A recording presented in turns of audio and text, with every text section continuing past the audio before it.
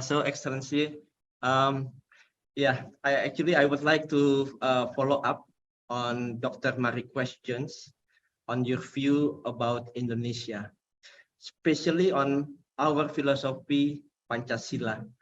As we know, in Pancasila there is a great principle, belief in God or belief in oneness, humanity, unity, democracy with deliberation, and also justice.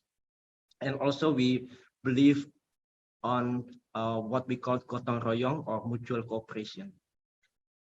Why I ask this? Because as we know, in this globalization with today's ideology, we could not solve the problem. The gap between the poor and the rich are getting higher. And also, like you mentioned, there's a risk of nuclear war. So I'm just thinking, and this afternoon, actually, I speak in the workshop about the correlation between Pancasila and quantum principles, where in quantum principle, we have singularity, entanglement, collaboration, and unity. So we found a big correlation between Pancasila and quantum. And this quantum principles is the law for the creation of the universe. My question is, what is your view about Pancasila? And do you foresee in the future, this Pancasila can be the platform for the world in order that we can avoid a war, and we want to make more harmony among all the countries. We want to make a peace for the world. And in my thinking, Pancasila can be the platform. And I would like to ask, in your opinion, because you have know Indonesia very well, yeah, whether do you see or do you estimate in the future this can be the platform for the world? So thank you. Wow. Wow. It's a very philosophical question indeed. Can you hear me? Yes. Yeah, sorry. Yeah, it's a very philosophical question. Pancasila is great, actually. I think it allowed your country to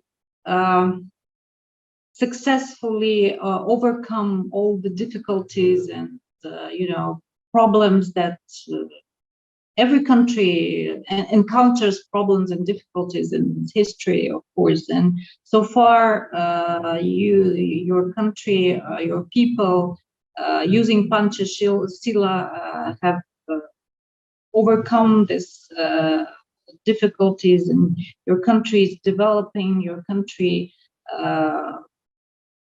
people in your country, of course, there are problems in every country. We understand that, but as a whole, you manage to preserve this good relations between different groups in your society, be different stratas, different religions, etc., etc. And if you say that Pancasila relates to quantum physics, and it means it's something natural. And in this sense, of course, it brings more harmony in the world.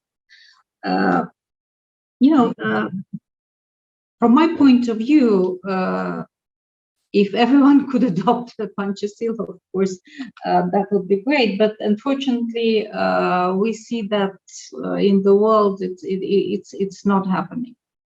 Again, we have. We have come out, actually.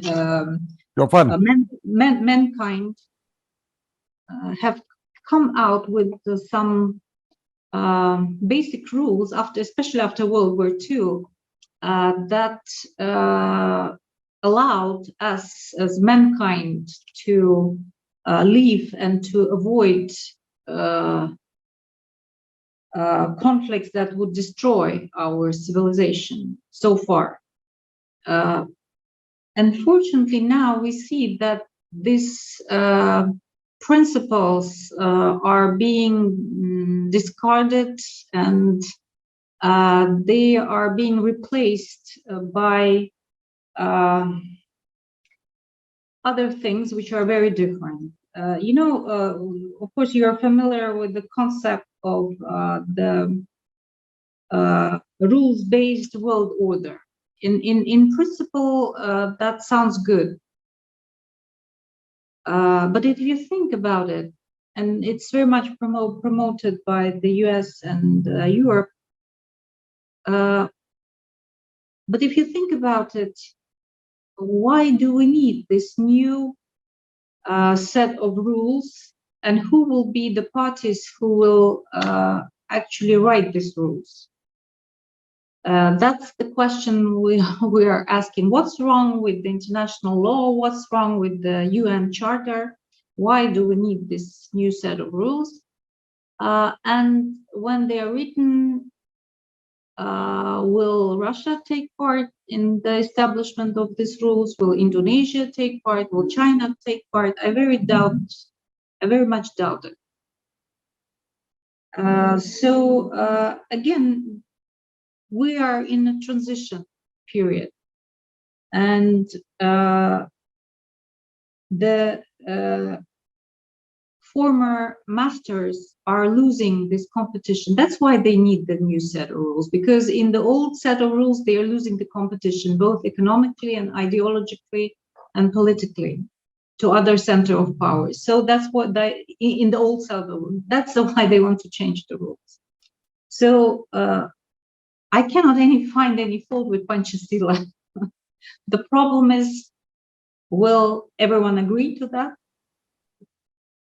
That's what we need to strive for.